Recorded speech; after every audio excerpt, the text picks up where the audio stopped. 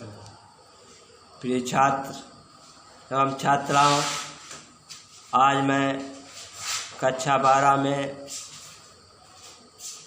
अशोक के फूल जो शीर्षक है डॉक्टर हजारी प्रसाद ने इस पर अपनी लेखनी चलाई है, उसी को बताने जा रहे हैं। कुछ बातें तो मेरे मस्तिष्क में बिना सोचे ही उपस्थित हो रही हैं। लेखक महोदय कहते हैं कुछ बातें जो हैं हमारे मस्तिष्क में अनायास प्रयास से या अनायास चिंतन से ही मतलब गूंजती रहती हैं। यक्षों और गंधर्वों को देवता कुबेर, सोम, अप्सराएं यद्यपि बाद के ब्राह्मण ग्रंथों में भी ये स्वीकार किया गया है, फिर भी पुराने साहित्य में आप स्वयं देवता के रूप में ही दृष्टिगोचर होते हैं। बौद्ध साहित्य में तो बुद्ध देव को ये कई बार बाधा देते हुए बताए गए हैं। महाभारत में ऐसी अनेक कथाएं प्रमाणित होती हैं जिनमें संतानर्थी स्त्रियां वृक्षों के देवता यक्षों के पास संतान कामनी होकर जाया करती थी। मतलब वही अशोक का जो वृक्ष है संतान पाने की इच्छा से आप देवता यक्षों के पास संतान की इच्छा से जाती रहती थी। यक्ष और यक्षिणी साधारणता विलासी होते थे, उर्वरता जनक देवता समझे जाते थे। ये मतलब जन्म जन्मांतर के देवता थे, आदि देवता थे।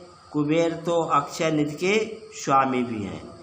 यक्षमा नामक रोग के साथ भी लोगों का संबंध जाता है, क्योंकि यक्ष जो हैं यक्षमा नाम के रोग को भी ठीक करने में जुटे रहते हैं। भरहुत, बोधगया, सांची आदि में भी उत्कीर्ण मूर्तियों में संतान पाने की इच्छा स्त्रियों के यक्षों के पास के लिए वृक्षों के जाना समाहित था। इन वृक्षों के पास अंकित मूर्तियों की स्त्रियां प्रायः नग्न होकर रहती थी। केवल कटदेश में एक चौड़ी मतलब मेखला पहने हुए होती थी। अशोक इन वृक्षों में सबसे रहस्यमयी वृक्ष था। सुंदरियों के चरण तारण में उसमें दोहद का संचार होता रहता था। और परवर्ती धर्म ग्रंथों में भी ये पता चला है कि चैत्र शुक्ल अष्टमी को व्रत करने और अशोक की 8 पत्तियों के खाने से स्त्री की संतान कामना पूर्ण होती है। अशोक कल्प में ये बताया गया है कि अशोक के फूल 2 प्रकार के होते हैं, एक सफ़ेद होता है, दूसरा लाल रंग का होता है। सफ़ेद तो तांत्रिक क्रियाओं में सिद्ध माना जाता है और लाल स्मर वर्धक होता है, वीरवर्धक। इन सारी बातों का रहस्य क्या हो सकता है? मेरा मन प्राचीन काल में कुंजिका झन आकाश में दूर तक उड़ता रहता था। हाय वो पंख कहाँ चले गए? वो मुझे प्राचीन युग की बात मालूम हुई। आर्यों का लिखा हुआ साहित्य ही हमारे पास शेष रहा है। उनमें सब कुछ आर्यों के द्वारा ही दृष्टिगोचर होता है। आर्यों से अनेक जातियों का संघर्ष भी हुआ। कुछ ने उनकी अधीनता स्वीकार कर ली, वे कुछ ज़्यादा गर्वयुक्त थी। संघर्ष खूब हुआ, पुराणों में भी इसका प्रमाण है। ये इतनी पुरानी बात है कि सभी संघर्षकारी शक्तियाँ बाद में द्वयोन मान ली गई। पहला संघर्ष शायद असुरों से हुआ था। ये बड़े घमंडी जात थी। आर्यों का प्रभुत्व से कभी नहीं माना, मतलब आर्यों ने अपने सम्मान को नहीं खोया। फिर दानों, दैत्यों, राक्षसों से जो संघर्ष होते रहे, गंधर्वों और अच्छों से भी कोई संघर्ष नहीं हुआ। वे शांत प्रिय जातियाँ होती थी। भरहुत, सांची, मथुरा आदि में प्राप्त यक्षिणी मूर्तियों का गठन और बनावट देखने से ये विदित होता है ये जातियाँ पहाड़ पर रहने वाली थी। हिमालय का देश ही गंधर्व यक्ष की अप्सराओं की निवास की भूमि था।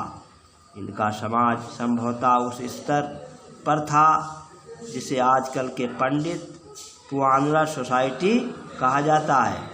शायद इससे भी अधिक आदिम सभ्यता थी, परंतु वे नाच गान में कुशल थे या वाद्य यंत्रों में कुशल थे। नाच गान क्रिया उनका मुख्य व्यवसाय था।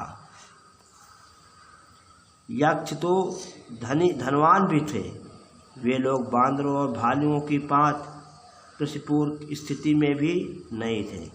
बानर और भालुओं की भांति मतलब खेती का कार्य नहीं करते थे और राक्षसों और असुरों की भांति व्यापार वाणिज्य वाली स्थिति में, जिस प्रकार से राक्षस और असुर व्यापार वाणिज्य कला में स्थिति में नहीं थे, वे मणियों और रत्नों का संधान जानते थे। पृथ्वी के नीचे गड़ी हुई निधियों खजानों की जानकारी रखते थे और बिना प्रयास ही वे धनी हो जाया करते थे। संभवतः इसी कारण में विलासता की भावना अधिक थी कि यक्ष कन्नर जो थे विलासी पाए जाते थे। परवर्ती काल में बहुत सुखी जाति मानी जाती, मतलब प्राचीन काल में ये जातियाँ वास्तव में सुखी मानी जाती थी। यक्ष और गंधर्व एक ही श्रेणी के थे, एक ही कैटेगरी के थे, परंतु आर्थिक स्थिति दोनों की थोड़ी भिन्न थी। मतलब इनके रहन सहन का स्तर, इनके खान पान का स्तर, इनकी आर्थिक स्थिति में काफ़ी भिन्नता थी। किस प्रकार काम देवता को अपनी गंधर्व सेना के साथ इंद्र का मुशाहिब बनना पड़ा था, वो मनोरंजक कथा आपको सुनाते हैं। पर यहाँ वो सब पुरानी बातें रटी रटाई हैं। प्रकृति ये है, कारण ये है, बहुत पुराने ज़माने में आज लोगों को अनेक जातियों से निपटना पड़ा था जो घमंड युक्त थी, हार मानने को तैयार नहीं थी। परवर्ती साहित्य में या प्राचीन काल के साहित्य में उनका स्मरण घृणा के साथ किया जाता था, या प्राचीन साहित्य उनको मतलब अपने लेखों में घृणा के पात्र से लिखता था। और जो सहज ही मित्र बन गई, अर्थात जिनको हम घृणित स्वभाव से देखते थे, ये जातियाँ हमारी मित्र हो गई। उनके प्रति अवज्ञा उपेक्षा का भाव समाप्त हो गया। हम उनकी अवहेलना नहीं कर सकते हैं, बुराई नहीं कर सकते हैं। असुर राक्षस दानव दैत्य पहली श्रेणी में आए तथा यक्ष गंधर्व किन्नर विद्याधर भालू आदि दूसरी श्रेणी में समाहित हुए। अर्थात लेखक का कहने का मतलब है असुर राक्षस दानव और देवता को पहली गिनती में गिना गया या पहली श्रेणी में रखा गया। यक्षों गंधर्वों किन्नर सिद्ध विद्याधर बानर भालू को दूसरी श्रेणी में गिना गया। बच्चों लेसन पड़ गया है, आप लोग प्रश्न छाटेंगे, जो समस्या हो पूछ लेंगे, फिर पढ़ा दिया जाएगा विद्यालय खुलने पर। तब तक के लिए नमस्कार। देख लीजिए।